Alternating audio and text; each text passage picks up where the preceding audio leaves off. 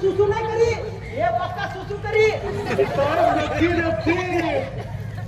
oh my God हार बड्या हां सर इसका जिलेवरी खाता आई हुआ है साठीवरी हॉस्पिटल में इसको एडमिट करो उससे पहले वो चिराउल के रुपेश भोईर को कॉल करो वो सबका डिलीवरी करता है अरे साहेब आम्ही मारवाडी बाप्या बाप्या हॉस्पिटलला जायचं तर इथं पोलीस स्टेशनला काय करतो अरे साहेब તમે શું વાત કરી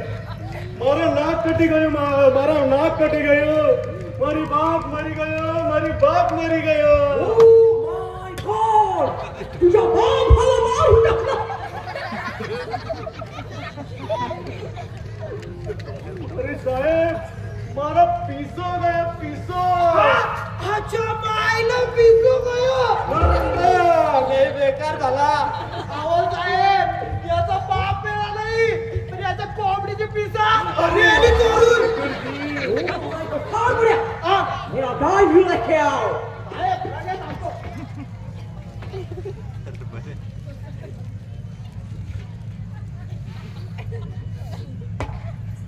ये होल खेडिंग